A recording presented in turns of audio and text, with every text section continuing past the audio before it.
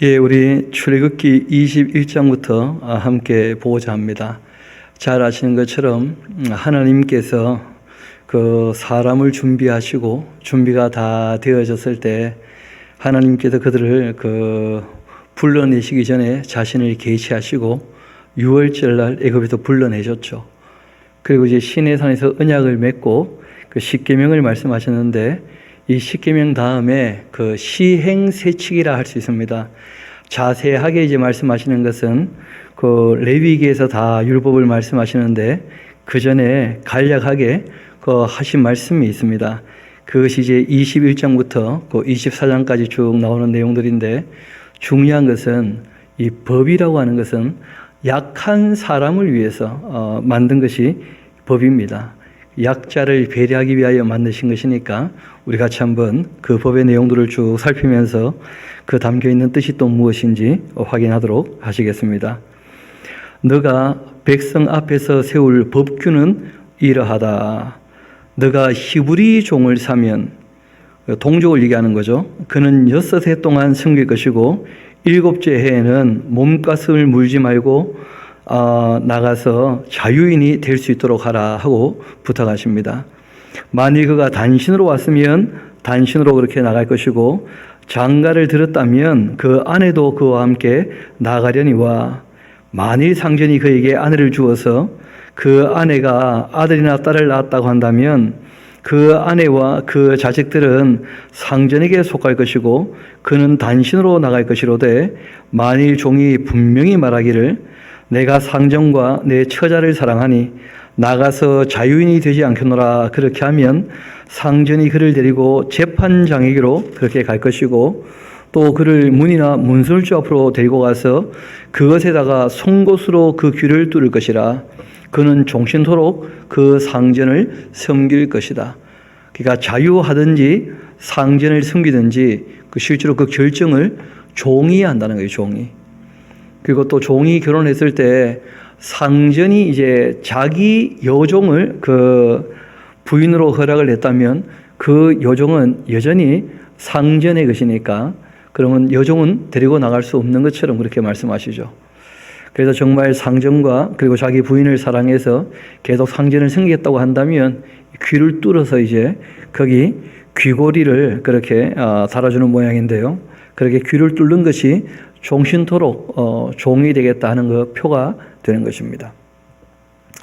또 사람이 자기의 딸을 여종으로 팔았으면 참 이런 일이 없으면 제일 좋겠는데 살다 보면 이런 일들을 우리가 역사 가운데에서 얼마든지 맞이할 수가 있죠. 그는 남종같이 나오지 못할지며 만일 상전이 그를 기뻐하지 아니하여 상관하지 아니하면 그를 속량하게 할 것이지만 그러나 상전이 그 여자를 속인 것이 되었으니까 외국인에게는 팔지 못할 것이고 만일 그가 그를 자기 아들에게 주기로 하였으면 그를 딸같이 대우해야 할 것이다. 만일 상전이 다른 여자에게 장가들지라도 그 여자의 음식과 의복과 동침하는 것은 끊지 말아야 한다. 이 상전이 그 여종을 자기 아내로 삼았다고 한다면 그 여종이라고 해서 함부로 대하면 안 되고 부인이니까 부인으로 대해야 될 것이고 혹시 상전이 그 여종 말고 딴 여자에게 장가를 되게 된다면 그러면 그 여종에게 그 가장 필수적인 것이죠. 음식과 의복과 동침하는 것은 끊지 못한다. 이렇게 말씀하신 거예요. 그가 이 세 가지를 시행하지 아니하면 이 여자는 속전을 내지 않고 거저 나가게 해야 한다. 책임지지 못하면서 데리고 있는 것은 말이 안 되는 것이죠. 그렇게 이제 그 여종에게 자유를 주도록 그렇게 허락하십니다. 또 사람을 쳐 죽인 자는 반드시 죽여야 한다 하고 말씀하십니다. 그러나 만일 이 사람이 고의적으로 한 것이 아니라 나 하나님께서 사람을 그 손에 넘긴 것이라면 내가 그를 위해서 한 곳을 정할 텐데 그 사람이 그리로 도망할 것이며 사람이 그 이웃을 고의로 죽였으면 너는 그를 내 제단에서라도 잡아내려 반드시 죽여야 한다 하고 말씀하십니다. 나중에 이제 우리가 보면 아시겠는데 요단강 동편의 세계 또 서편의 세계에서 도피성을 만들어 두셔요. 과실치사한 사람들을 보호하고 법적으로 재판을 확실히 받고 난 다음에 판결을 내리도록 그렇게 하시는 겁니다. 그렇지만 고의로 사람을 죽였다고 한다면 그러면 살 길이 없는 것이죠. 고의로 사람을 죽였다면 하나님 제단을 붙잡고 있어도 끌어내려 죽여야 한다. 그렇게 말씀하신 것입니다. 나중에 또 우리가 신명기 가보면 이렇게 말씀하신 의도는 죽이는 게 목적이 아닙니다. 일벌 100개가 되어서 악을 제거하는 게 목적이에요. 실제로 하나님께서는 아무도 죽지 않기를 원하시는 거죠. 그게 당연하지 않겠습니까? 그런데 사람 사는 세상에 이런 악한 일이 벌어졌을 때, 그러니까 법이라고 하는 것은 최소한의 기준이에요. 그것보다 못하면 법을 어기는 것입니다. 그래서 이제 말씀하시는 것이니까 최고 고상한 살아가는 방법을 우리에게 말씀하시는 내용이 아니고 이것보다 못하면 안 된다 하는 것으로 지금 말씀을 하시는 거예요. 특별히 이제 약자를 배려하면서 더불어 살아갈 때 이것만도 안 돼서는 안 된다, 그 얘기를 하시는 것이니까. 그래서 그 과실치사자는 재판할 수 있는 기회를 허락할 수 있게 도피성으로 피할 수 있게 도피성을 다 만들고 하나님 허락하신 대로, 그리고 이제 고의로 죽인 사람은 반드시 그 재판에서 죽이도록 그렇게 말씀하셨죠. 또 자기 아버지나 어머니를 친다, 자기 아버지 어머니를 때린다, 그런 사람은 살 가치가 없다는 거예요. 인간으로서 가치가 없는 사람이에요. 자기 부모님을 때릴 정도의 인간이라면 그는 사람이 아니라는 거예요, 하나님께서는. 또 사람을 남치한 자가 그 사람을 팔았든지 자기 수하에 두었든지 그는 반드시 죽이라는 거예요. 그러니까 인신, 매매, 그 다음에 유괴, 이런 것들은 용납되지 않습니다. 성경에서 얘기하는 종은 살다가 어려워서 자기 스스로를 이제 팔았을 때, 그때 이제 6년 동안은 일할 수 있게 하고 7년 안식년 돌려보내라, 이렇게 하신 것이고, 사람을 잡아다가 유린하는 것이죠. 인신 매매하거나 이렇게 하는 것은 용납하지 않는다고 말씀하셨어요. 또 자기 아버지나 어머니를 저주한다, 반드시 죽여야 된다, 그런 말씀을 하십니다. 사람이 서로 싸우다가 하나가 돌이나 주먹으로 그 상대를 쳤는데 그가 죽지 않고 자리에 누웠다가 지팡이를 짚고 일어나 걷는다면 그를 친 자가 형벌을 면하겠지만은 그간 손해는 반드시 배상하라는 거예요. 그가 완치되게 해야 한다 하고 말씀하십니다. 이런 일이 있으면 안 되는데 사람 사는 세상에 문제가 생길 수 있잖아요, 그렇죠? 그러니까 죽일 마음을 가지고 때린 것은 아닌데 그것으로 이제 큰 상해를 입어가지고 일을 못한다면 누가 그 삶을 보장하겠습니까? 때린 사람이 당연히 보장해야 된다는 거예요. 그러니까 그런 일이 없도록 부탁을 하신 겁니다. 그래서 그런 일이 벌어졌다면 반드시 때린 사람이 이 사람이 다 나을 때까지 기간 손해를 다 배상해야 된다, 그렇게 말씀하신 거예요. 사람이 또 매로 그 남종이나 여종을 쳐서 당장에 죽으면 반드시 형벌을 받을 겁니다. 이 당장에 죽었다는 말은 죽일 마음으로 때렸다는 거죠. 그러면 당연히 형벌을 받아야 됩니다, 주인이라 할지라도. 그런데 그가 하루나 이틀 연명하면 형벌을 면하게 될 것이다. 그는 상전의 재산이니까 죽일 마음을 가지고 때린 것은 아니었는데 참 그렇게 되고 말았다면 하고 이제 말씀하시는 거예요. 다시 말씀드립니다만은 이 법이라고 하는 것은 최소한의 기준이에요. 그래서 이것보다 못하면 안 되는 것이죠.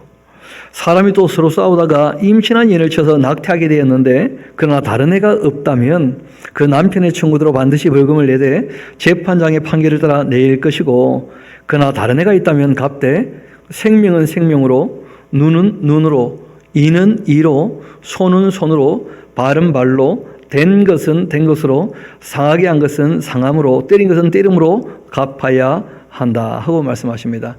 이걸 우리가 보통 동형보복법 그렇게 얘기를 하죠.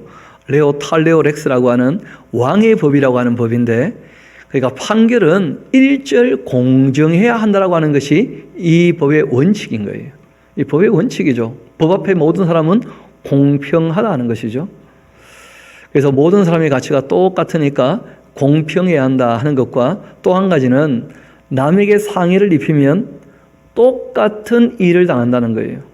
쉽게 말해서 방지법인 것입니다. 실제로는 동령보법 자체가 원수 갚는 데 목적을 두는 것이 아니고 남에게 상해를 입히면 너가 똑같이 당하는 것이기 때문에 남을 해코지하지 말라 하는 그 방지법인 것입니다. 그리고 실제로 또 이런 일이 벌어질 수밖에 없으니까 또 이런 일이 벌어지게 되었을 때 가중처벌하지 말라는 거예요. 그러니까 이 동령보호법의 가장 기본은 그 세 가지 내용이라는 거죠.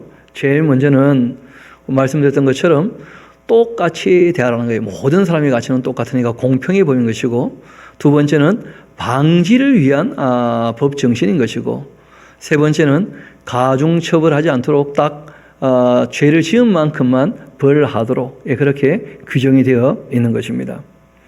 반면 그 사람이 그 남종의 한 눈이나 여종의 한 눈을 쳐서 상하게 했다면 그 눈에 대한 보상으로 그를 놓아줘야 된다는 거예요. 자기를 위하여 일하는 사람을 보호하지도 못할 정도의 그 인물이라면 그 주인 될 자격도 없는 것이죠.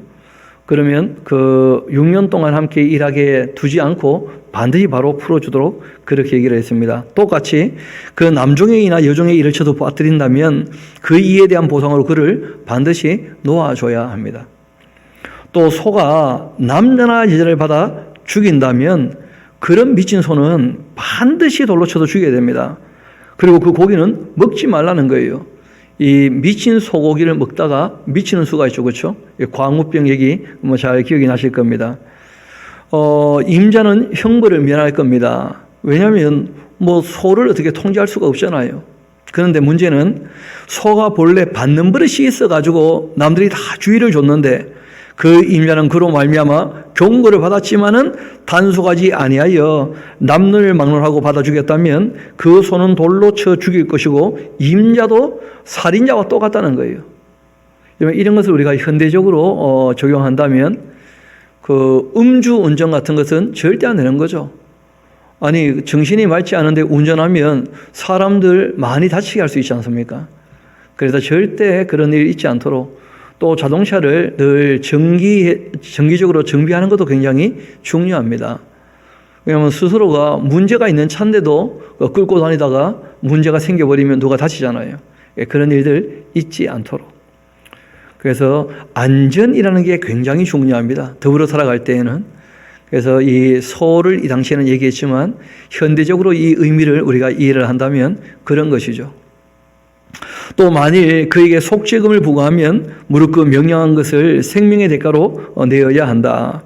아들을 받든지 딸을 받든지 이 법규대로 그 임자에게 행하고 소가 만일 남종이나 여종을 받았다면 소 임자가 은 30세겔을 그 상전에게 주고 소는 돌로 쳐서 반드시 죽여야 한다. 그렇게 말씀하신 것입니다.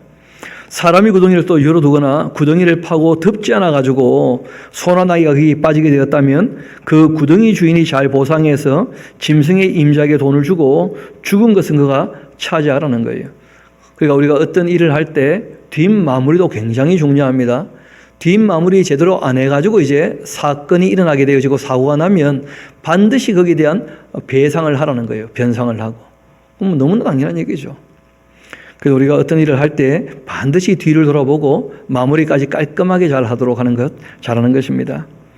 또 이 사람의 소가 저 사람의 소를 받아 죽였다면 살아있는 소를 팔아서 그 값을 반으로 나누고 또 죽은 것도 반으로 나누라는 거예요. 살아가다가 이런저런 사건이 생기면 서로 조금씩 손해를 보는 거죠. 어쩔 수 없이. 그런데 똑같이 그 소가 본래 받는 버릇이 있는 줄 알고도 그 임자가 단속하지 않아가지고 생긴 이 사건이라면 그는 소로 소를 갚아야 될 것이고 죽은 것은 그 차지가 될 것이다 하고 말씀하십니다. 또 사람이 소나 양을 도취했는데 잡거나 팔면 그는 소 한 마리에 소 5마리로 갚아야 되고 양 한 마리에 양 4마리로 갚아야 된다는 거예요. 그러니까 이런 것은 갚아라 하는 게 목적이 아니고 그렇게 해야 될 테니까 절대 남의 것을 마지 말라는 거예요. 훔치지 말라는 게 법의 목적이에요.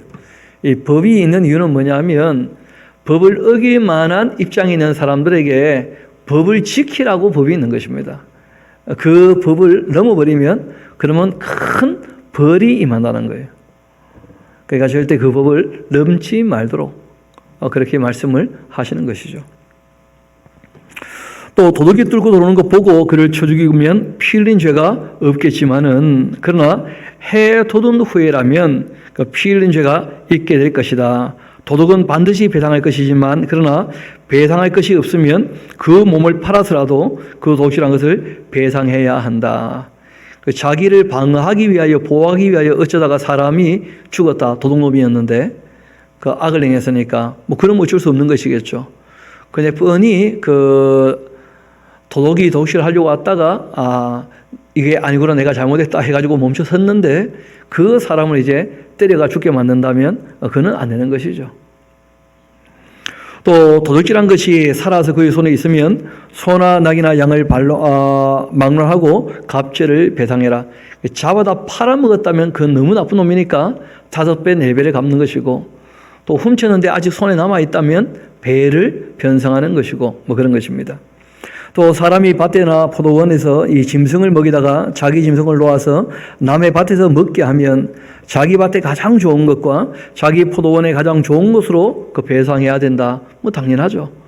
그러니까 자기 짐승들이 남의 밭에 가서 뭐 뜯어먹지 않도록 그렇게 우리가 주의하고 조심해야 되는데 이 유목하는 사람들에게는 이런 게 굉장히 중요한 것이었고 우리도 마찬가지입니다. 신약에 와서 똑같은 얘기를 하시는데 남에게 폐를 끼치지 말라 하는 게 신앙인의 기본 자세가 된다는 거예요. 굉장히 중요한 말씀이죠. 또 불이 나서 가시나무에 댕겨 낯가리나 거두지 못한 곡식이나 밭을 태운다면 불로 온 자가 반드시 배상할지니라. 사람이 돈이나 물품을 이웃에게 맡겨서 지키게 했다가 그 이웃집에도 도둑을 맞았는데 그 도둑이 잡히게 되면 갑절을 배상하라는 거예요. 도둑이 잡히지 않으면 그 집주인이 그 재판장 앞에 가서 자기가 그 이웃의 물품에 손댄 여부의 조사를 받을 거고 어떤 이런 물건 즉 이 소나 낙이나 양이나 의복이나 또는 다른 이런 물건에 대하여 어떤 사람이 이르기를 이것이 그것이라 한다면 양편이 재판장 앞에 나갈 것이고 재판장이 죄 있다고 하는 자 그 상대편에게 갑절을 다 변상해야 합니다. 또 사람이 낙이나 소나 양이나 다른 짐승을 이웃에게 맡겨 지키게 하였다가 죽거나 상하거나 끌려가도 본 사람이 없다면 뭐 두 사람 사이에 맡은 자가 이웃의 것에 손을 대지 아니하였다고 여호와께 맹세할 것이고 그리고 그 임자는 그대로 믿어줘야 한다는 거예요. 그 사람은 배상하지 아니하려니와 만일 자기에게서 도둑을 맞았으면 그 임자에게 반드시 배상하라는 거예요. 만일 찢겼으면 그것을 가져다가 증언할 것이고 그 찢긴 것에 대하여는 배상하지 아니할지니라.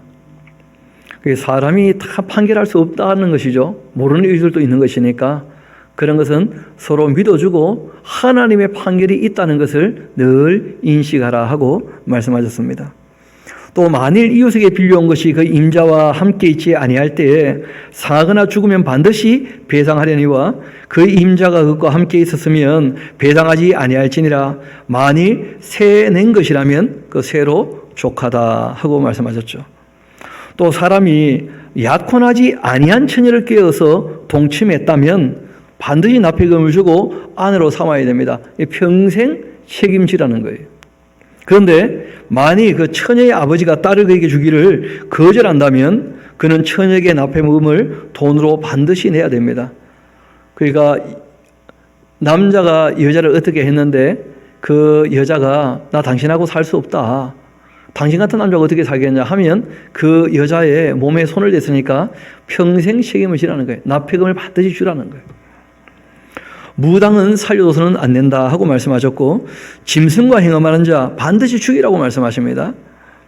이런 것은 다 악한 거라는 거예요. 그런데 그런 일들이 있다는 거죠. 이 세상에는. 여호와 외에 다른 신에게 제사드리는 자는 반드시 멸하라. 너는 이방 나그네를 압제하지 말며 그를 학대하지 말라. 너희도 애굽 땅에서 나그네였기 때문이다. 너는 과부나 과를 해롭게 하지 말라. 너가 만일 그들을 해롭게 함으로써 그들이 내게 부르짖으면 내가 반드시 그 부르짖음을 들을 것이다. 나의 노가 맹렬함으로써 내가 칼로 너희를 죽일 텐데 너희의 그 아내는 과부가 되고 너희 자녀는 고아가 될 것이다. 너가 만일 너와 함께한 내 백성 중에서 가난한 자에게 돈을 구워준다면 너는 그에게 채권자 같이 하지 말고 이자도 받지 말아야 할 거다. 또 너가 만일 이웃의 옷을 전당 잡거든 해가 지기 전에 그에게 돌려보내라는 거예요. 예수님도 특별히 그런 부탁을 하신 적이 있었는데, 왜냐하면 이때는 가난한 사람이 입는 옷이 저녁에는 덮고 자는 이불이라는 거예요. 그걸 빼앗았다가 저녁 되기 전에 돌려줘야지. 그걸 계속 갖고 있으면 그 옷 쌓아놓으면 뭐합니까? 지금 사람이 추위에 벌벌 떨면서 지금 잠도 못 자고 있는데, 그렇게 못되게 울지는 말라는 거예요. 그것이 유일한 옷이라. 그것이 그 알몸을 가릴 옷인데 그가 무엇을 입고 자겠냐? 그가 내게 부르짖으면 내가 들으니 나는 자비로운 자임이니라. 하나님께서 자비하신 것처럼 조금 물질적 여유가 있는 사람이 마음을 너그럽게 하도록 그렇게 특별히 부탁을 하신 겁니다. 또 너는 재판장을 못 오가지 말라는 거예요. 권위를 무시해버리면 질서가 무너지고 맙니다. 그래서 우리가 더불어 살아갈 때 이 사회생활에서는 질서와 권위라는 게 의외로 중요합니다. 백성의 지도자를 저주하지 말도록 그렇게 부탁을 하신 거예요. 너는 너가 추수하는 것과 너가 짜낸 즙을 바치기를 더디하지 말지며 너의 처음 난 아들을 내게 줄지며 너의 소와 양도 그와 같이 하되 이래 동안 어미와 함께 있게 하다가 여덟 말에 내게 줄지니라. 너희는 내게 거룩한 사람이 될지니 들에서 짐승에 찍힌 동물의 고기를 먹지 말고 그것을 개에게 던질지니라. 또 너는 거짓된 풍설을 퍼뜨리지 말라는 거예요. 지금 같으면 뭐 악플이라 그래요, 그렇죠? 악성 댓글 달고 하는 것 이런 거 하지 말라는 거예요. 또 거짓 뉴스 퍼뜨리고 그러면 안 됩니다. 명확히 알고 얘기를 해야지. 그 어설피 알면서 어디에 편향되어져 버리면 그 참 문제가 있고 어려움을 겪게 됩니다. 그래서 거짓된 풍설을 퍼뜨리지 말도록 그렇게 부탁하신 거예요. 악인과 연합하여서 위증하는 증인이 되지 마라. 이 법정에서 그 자기 이익 때문에 악한 사람을 위하여 거짓말을 한다, 법정에서. 그런 짓 하면 안 된다는 거죠. 또 다수를 따라 악을 행하지 말라는 거예요. 여러분, 때로는 많은 사람이 하기를 원해도 그 자체가 악한 게 있거든요. 예수님 십자가에 못 박을 때도 거의 다수가 바나바를 살려주고 바라바를 예수님 십자가에 못 박아라 그렇게 외친 거 아닙니까? 그러니까 다수라고 해서 다 옳은 게 아니라는 거예요. 그래서 선과 악은 그 성경에 명확한 기준이 있는 것이니까 우리가 아무리 많은 사람이 그 악한 대로 달려간다 할지라도 그 함께 참여할 수가 없다는 것입니다. 다수를 따라 악을 행하지 말고 송사에 또 다수를 따라서 부당한 증언하지 말라는 거예요. 그 재판할 때는 반드시 그 공정하게 해야 되는 것이죠. 또 가난한 자의 송사라고 해서 편백되이 두둔하면 안 돼요. 불쌍하다고 봐주고 그러면 안 됩니다. 이런 법은 모든 사람에게 공정해야 돼요. 모든 사람에게. 또 너가 만일 내 원수의 기르는 소나 나귀를 보게 되거든 반드시 그 사람에게 돌려주라는 거예요. 여러분, 원수라 할지라도 인간적으로 인격적으로 당연한 일들은 함께 해야 되는 겁니다. 그래서 성경이 얘기하죠. 목말라 하면 물을 마시게 해야 될 것이고 배고파하면 원수라 할지라도 뭘 주라는 거예요? 빵을 줘야 된다는 거예요. 더불어 살아가는 것이니까. 또 너가 만일 너를 미워하는 자의 그 나귀가 짐을 싣고 엎드림을 보거든 그것을 버려둬서는 안 된다. 그것을 도와서 그 짐을 부릴지니라. 이것이 이제 원수를 사랑하는 것이고 구약이나 신약이나 알고 보면 이웃을 뭐처럼요? 내 몸처럼 사랑하고 원수까지라도 어떻게 하라는 거예요? 그 인격적으로 대하면서 사랑하라는 거예요. 똑같은 말씀을 하신 거죠. 너는 가난한 자의 송사라고 해서 정의를 굳게 하면 안 된다. 거짓 일을 멀리하면서 무지한 자와 의로운 자를 죽이지 말아라. 나는 악인을 의롭다 하는 그런 일을 하지 않는다. 너는 또 뇌물을 받아서는 안 된다. 이 재판하는 사람들 얘기를 쭉 하는 것인데 뇌물은 밝은 자의 눈을 어둡게 하기도 하고 의로운 자의 말을 굳게 만들기도 한다는 거예요. 그리고 너는 이방 나그네를 압제하지 마라. 너희가 애굽 땅에서 나그네 되었으니까 나그네의 사정들가 다 알지 않냐. 그러니까 늘 약자를 배려하고 법 앞에서는 모든 사람이 공평하게 하도록 그렇게 말씀하십니다. 너는 또 6대 동안 너의 땅을 파종하여 그 소산 거두고 7째에는 갈지 말고 묵혀두어라. 왜 이 안식년이 필요하냐 하면 너의 백성의 가난한 자들이 먹게 하도록 그 남은 것은 들짐승이 먹도록 너의 포도원과 감람원도 다 그렇게 하라 하고 부탁하신 거예요. 그 실상 이 안식년 하는 말은 그 쉴 수 없는 자영업자가 아니고 누군가에게 예속된 사람들에게는 반드시 쉴 수 있는 날을 보장해 줘야 된다는 거예요. 안 그러면 계속 일할 수밖에 없으니까. 근데 오히려 너무 자유로운 대학 교수님들이 목사님들이 안식년 찾아 먹겠다. 전혀 그렇게 되어 있지 않습니다. 성경은. 그런 사람을 위하여 안식년이 있는 것이 아니고 쉬지 못하고 일하는 사람들을 위해서 그 안식일도 있는 것이고 안식년도 있는 것입니다. 너는 여태 동안에 내 일을 하고 일곱째 날에는 그 쉬어라. 너 소환하기가 쉴 것이고 너의 여종과 또 자식과 나그네가 그 숨을 돌리게 될 것이다. 내가 너에게 이런 모든 일을 삼가 지키고 다른 신들의 이름은 부르지도 말며 너의 입에서 들리게도 하지 말아라. 너는 그렇게 매년 3번 나에게 절기를 지켜야 될 텐데 너는 무교병의 절기를 지켜라. 내가 너에게 명령한 대로 아비벌 그 정한 때에 1회 동안 무교병을 먹을지니 이는 그 달에 너가 애굽에서 나왔음이라. 빈손으로 내 앞에 나오지 마라. 출애굽에 했던 유월절 꼭 기억하도록 그게 부탁을 하셨죠. 또 맥추절을 지켜라. 추수할 때 얘기죠, 그렇죠? 이는 너가 수고하여 밭에 뿌린 것의 첫 열매를 거둠이니라. 첫 열매라고 하는 것이 딴 게 아니고 이 사람들은 그 밀과 보리를 수확하는 것이 첫 열매가 되는 거예요. 그 다음에 또 이후에 그 포도와 감람나무 열매를 따가지고 이제 올리브 기름 따는 것, 그것이 이제 그 다음 늦게 또 추수하는 것이죠. 그래서 맥추절은 밀보리 거둘 때 것이고, 그 다음에 수장절, 이 초막절, 치지절은 그 포도하고, 그리고 이제 이 감람류를 다 짜서, 포도주를 그 쟁여놓고, 또, 감람류를 다 담아놓게 되어지면, 그러면 이제 그 초막절을 지키게 되는 것입니다. 이는 너가 수고하여 이룬 것을 연말의 밭에서부터 거두어 저장하였기 때문이다. 이렇게 모든 남자는 유월절, 그리고 이제 오순절, 그리고 칠칠절 이렇게 3번씩 주 여호와께 보일지니 너는 너의 제물의 피를 또 유병과 함께 드리지 말고 너의 절기 제물의 기름을 아침까지 남겨두지 마라. 너의 토지에서 또 처음 거둔 열매에 가장 좋은 것 가져다가 너의 하나님 여호와의 전에 드려라. 하나님 앞에 정성을 좀 보이라는 거예요. 사람이 살아갈 때, 왜냐하면 모든 것이 다 누구로부터 왔다는 거예요? 하나님께로부터. 너는 염소 새끼를 그 어미의 젖으로 삶지를 말아라. 내가 사자를 너의 앞서 보내어서 길에서 너를 보호하여서 너를 내가 예비한 곳에 이르게 할 텐데 너희는 삼가 그 목소리를 청종하고 그를 노엽게 하지 마라. 그가 너희의 그 허물을 용서하지 아니할 것은 나의 이름이 그에게 있기 때문이다.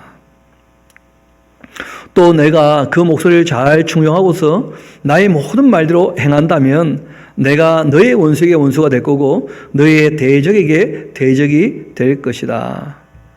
내 사자가 너 앞서가서 너를 아모리 사람과 헷 사람과 브리 사람과 가나안 사람과 히위 사람과 여부 사람에게로 인도하고 나는 그들을 끊게 될 텐데 너는 그 가나안 땅에 들어갔을 때 그들의 신을 경배하지 말고 섬기지 말며 그 악했던 그들, 죄악이 관영한 사람들 아닙니까? 가나안 사람들. 그래서 그들을 진멸하는 것이니까 그들의 행위를 본받지 말고 그것들을 다 깨뜨리며 그 주상을 부수고 내 하나님 여호와를 섬겨야 한다. 그렇게 하면 하나님 하신 말씀대로 가나안 땅에서 살게 되면 그런 것이죠. 그 조건절이 붙어 있는데 그러하면 여호와가 너희의 양식과 물에 복 내리시고 너희 중에서 병도 다 제거할 거라 말씀하셨어요. 그래서 건전하게 살아야 건강도 얻게 되는 거예요. 병을 취할 것이다. 너의 나라에 나타난 자가 없고 임신하지 못한 자가 없게 될 거다. 내가 너의 날수를 채워주겠다. 생명도 얻고 평강도 얻는 법이 바로 율법인 것이죠. 율법.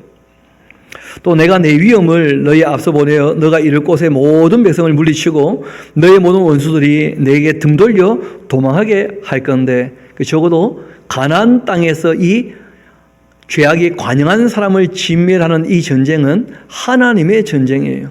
그래서 하나님의 사자를 먼저 보내가지고 그 일을 하실 겁니다. 그래서 우리가 여호수아서 공부할 때 이제 확인하게 될 텐데 여호수아가 길갈에서 모든 수치를 다 물러가게 했을 때 여호와께서 파송한 군대 장관이 나타나서 여호수아를 만나는 장면을 보게 됩니다. 그러니까 하나님께서 천군 천사 하나님의 사자들을 먼저 보내셨다는 거예요. 중요한 것은 하나님 하실 일은 그렇게 하나님께서 다 하시지만 사람 할 일은 또 따로 있는 겁니다. 그래서 우리 내용을 조금 더 이어봅시다. 27절 다시 봅시다. 내가 내 위엄을 너희 앞서 보내어 너가 이를 곳의 모든 백성을 물리치고 너의 모든 원수들이 내게 등 돌려 동하게 할 건데 내가 왕부를 내 앞에 보낼 테니 그 벌이 히위 족속과 가나안 족속과 헷 족속을 내 앞에서 쫓아낼 거다. 그러나 그 땅이 황폐하게 됨으로써 들짐승이 번성해서 너희를 해할까 해서 1년 안에는 그들을 내 앞에서 쫓아내지 말아야 한다. 이유는요, 그 땅이 황폐하게 될까봐 그렇다는 거예요. 그러면 어떻게 되느냐? 너가 번성해서 그 땅을 기업으로 얻을 때까지 내가 그들을 너희 앞에서 조금씩 쫓아낼 거야. 문제는 이렇게 조금씩 그들을 쫓아낼 때 이스라엘 백성이 변질되면 안 된다는 거예요. 근데 참 우리가 미리 역사를 아니까 안타까운 것이 이렇게 말씀하셨는데 변질이 곧 됩니까? 안 됩니까? 금방 이제 그 사람들의 그 신들을 섬기면서 우상 숭배하면서 그 여호수아 때 이미 우상 숭배하고 있는 그런 장면을 우리가 보게 되죠. 안타깝게도 원래 하나님께서 말씀하신 것은 그 악과의 전쟁은 내가 하는 것이니까 너희들이 악에 속하지 않도록 그 조심하라. 그리고 너희가 번성하면서 조금씩 몰아내면 악은 얼마든지 어떻게 된다는 거예요? 몰아내게 되는 것이다 하고 말씀하셨습니다. 내가 너희 경계를 홍해에서부터 블레셋 바다까지 광야에서부터 강까지 정하고 그 땅의 주민을 내 손에서 넘길 텐데 너가 그들을 내 앞에서 쫓아낼지라. 너는 그들과 그들의 그 신들과 언약하지 말아라. 그들이 내 땅에서 머무르지 못할 것은 그들이 너를 내게 범죄하게 할까 두렵기 때문이다. 너가 그 신들을 섬기면 그것이 결국 너에게 다 올무가 되고 만다 하고 말씀하신 거예요. 왜냐하면 우상 숭배는 그 깊이 들어가 보면 그게 대부분 다 자기 의나 아니면 자기 욕심이거든요. 그래서 이제 우상 숭배가 문제가 다 되는 거예요. 또 모세가 말합니다. 너는 아론과 그 나답과 아비후와 이스라엘 장로 70명과 함께 여호와께로 올라와 멀리서 경배하고 너 모세만 여호와께 가까이 나오고 그들은 가까이 나오지 말며 백성은 너와 함께 올라오지 말아라.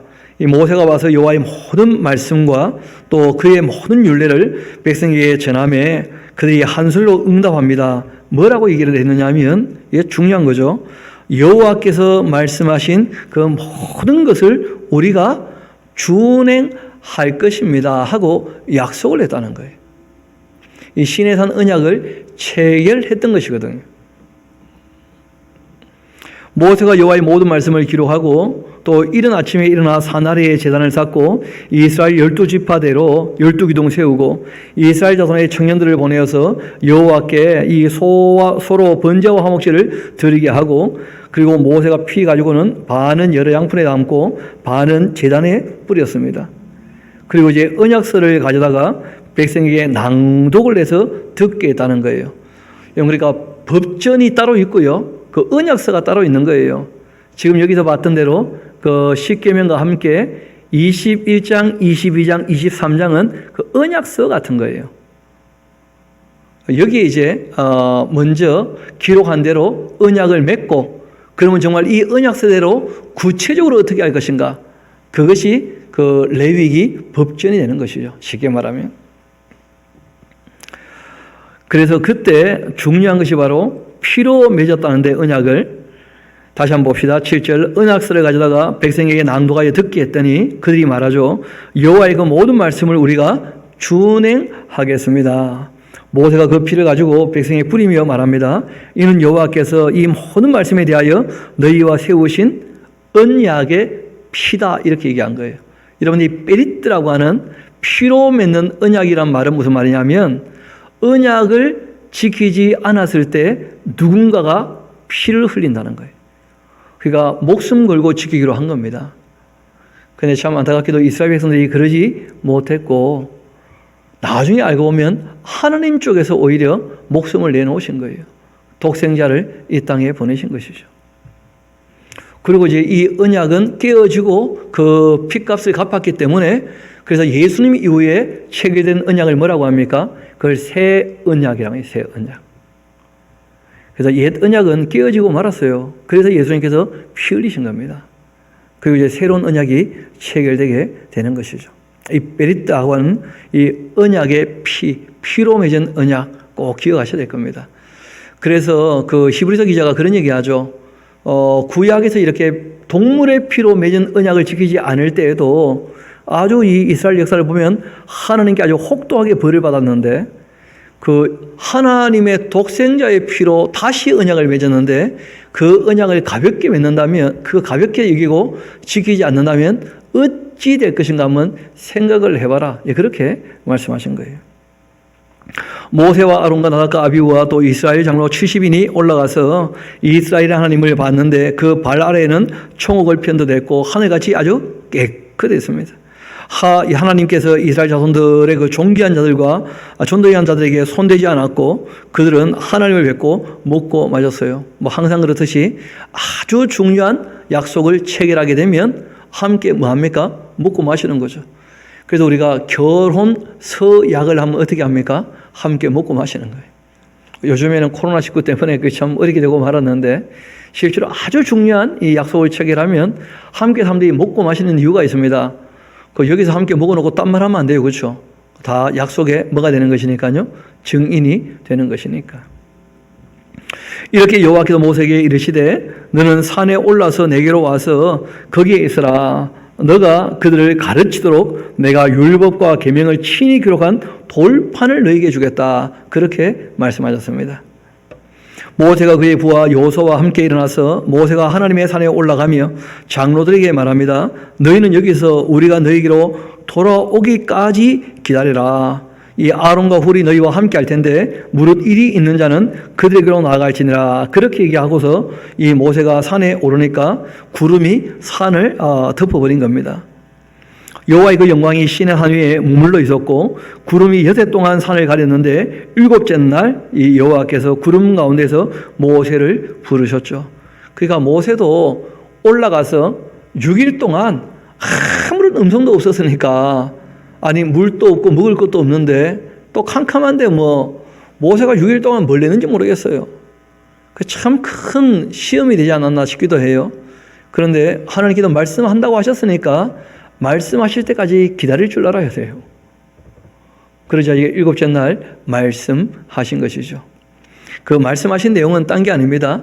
레위기 법전하고 그리고 성막을 만들도록 그 성막의 설계도를 음성으로 다 말씀을 하신 거예요. 그래서 우리가 이런 것들을 시방서라 그렇게 얘기를 하죠.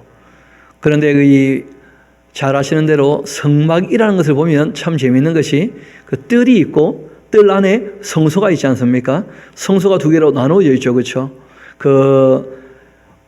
이 촛대가 있고 그리고 또 이 진설병을 놓는 그 상이 있고 그리고 또 향단이 있고 한 여기는 성소라 해요. 성소. 여기에서 또 휘장을 하나 더 긋고 들어가면 거기에 법궤가 있죠. 거기를 지성소라 그래요. 이 법궤가 왜 중요하냐면 거기에 10계명이라고 하는 하나님의 법이 있다는 거예요. 그래서 법궤죠, 법궤. 그런데 이 법궤는 별명이 한 서너 가지가 있습니다. 또 하나의 별명이 뭐냐면 증거궤라는 거예요. 하나님과 이스라엘 백성 사이에 언약을 체결한 그 내용이라는 거예요.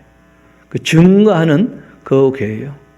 그리고 그 또 궤의 별명이 뭐냐면 거기가 바로 속죄소예요. 그러니까 하나님 말씀 앞으로 나와야 죄가 어떻게 됩니까? 진짜 속하게 되는 거예요. 예수님께서 말씀하셨죠. 너희들은 내 말로 어떻다고요? 씻음을 받았다 그러시는 거예요. 그리고 실제로 또 거기가 죄를 속하는 곳이기 때문에 또 하나님 말씀을 다시 한번 새기는 곳이기 때문에 우리가 그 자리를 또 뭐라고 표현했느냐면 시은좌라 그래요. 하나님께서 은혜를 베푸시는 자리. 그러니까 법궤 별명이 좀 여러 개가 있죠. 그렇죠? 법궤라 그러기도 하고 그 십계명 이 법이 새겨진 법의 가장 기본 정신이 새겨진 돌판에 있으니까 법궤. 그리고 거기는 또 증거궤예요. 이 말씀을 지키기로 뭐 했다는 거예요? 언약을 했기 때문에 언약의 징표가 되는 거죠. 그리고 증거궤라고 하는 거예요. 그리고 거기가 바로 속죄소이기도 하고 시은좌이기도 해요. 그것이 이 만들게 되는 성막의 제일 뭐가 됩니까? 중심이 되어져 있는 것입니다. 그리고 그 하나님께 나아가기 위해서 이제 밖에서 뭐 합니까? 제사하고 이제 하나님께 들어가게 되는 것이죠. 그래서 이제는 우리가 예수님의 보혈로 아버지 하나님께 나아갈 수 있게 되었으니까, 그래서 이 히브리서 9장을 보면 그 25장부터 쭉 나오는 이 성막에 대한 내용은 더 이상 우리는 그 다룰 필요가 없다 하고 특별히 그렇게 말씀하고 계십니다. 기독교와는 아무 상관이 없죠. 왜냐하면 이 성막이라는 것은 이동하기 위하여 만든 것이고, 이것이 이제 가나안 땅에 들어가서 다윗 때 그 다윗이 하나님의 그 법궤가 여전히 그 낡아 있는 성막이 있으니까 내가 하나님 위해서 집을 하나 짓겠다 했을 때 하나님께서 말리시죠. 그리고 그 아들 때 성전이 지어지지 않습니까? 근데 그 뭐 성전 아시는 것처럼 586년도 무너졌고 다시 516년도에 다시 세워졌지만 예수님께서 한 말씀 하신 거죠. 이 성전은 돌 위에 돌 하나 남지 않고 무너지게 될 것이라고. 왜냐하면 돌에 새겨져 있는 십계명이 중요한 게 아니고 우리 마음판에 이 십계명이 새겨져 있어야 되고, 실제로는 양심을 쫓아서, 선한 양심을 쫓아서 살아가야 되는 것이죠. 그 가장 기준이 되는 것이 바로 십계명의 내용들이니까요. 그래서 하나님께서 모세에게 올라오라 말씀하시고 이 돌판에다가 십계명을 새겨주시고, 그리고 이제 레위기 법전을 다 기록하게 말씀해 주시고, 그리고 난 다음에 이제 성막을 만들도록 이 말씀을 제일 중앙에 모시도록 그렇게 이제 부탁을 하는 것입니다. 다시 한번 봅시다. 15절. 모세가 산에 오르매 구름이 산을 가렸고 여호와의 영광이 시내 산 위에 머무르고 구름이 여태 동안 산을 가렸습니다. 일곱째 날 여호와께서 구름 가운데서 모세를 부르셨는데 산 위에 여호와의 그 영광이 이스라엘 자손의 눈에 아주 맹렬한 불같이 보였습니다. 모세는 구름 속으로 들어가서 산 위에 올랐고 이 모세가 40일 40야를 이 산에 있었다는 거예요. 그러니까 이게 진짜 이제 40일 금식인데 기도에 그런 거 아닙니다. 물도 마시지 않고 떡도 마시지 않고 먹지 않고 진짜 하나님의 초월적인 그 능력 안에서 하나님의 말씀을 받고 있는 그 기간 40일이 있었다는 거예요. 그런데 우리가 뭐 이후에 또 보시게 되겠습니다만은 그동안에 또 이 산 아래에 있었던 이스라엘 백성들은 금송아지를 만들어서 또 속을 썩이는 거예요. 하나님 어떤 분인지 알려고 하지 않고 자기가 자기 욕심으로 하나님을 만들어 놓게 되면 여호와의 절일날 뛰어놀면서 즐거워했거든요. 그러니까 뭐 이름을 여호와라 붙여봤자 별로 의미가 없는 거예요. 그래서 우리가 말씀에 기록된 대로 우리에게 계시해 주신 이 하나님을 늘 바르게 알고 주님 말씀 앞에 살아갈 수 있게 되기를 소망합니다. 무엇보다 약한 사람을 우리가 대할 때 늘 배려할 뿐 아니라 인격적으로 모든 사람을 동일하게 대하고 원수를 알지라도 이 곤혹스러운 일을 당할 때 정말 그 사람을 거들어주면서 도와주면서 인격적으로 대할 수 있는 그런 하나님께서 기뻐하시는 삶을 사는 저와 여러분 되기를 소망합니다. 기도하시겠습니다.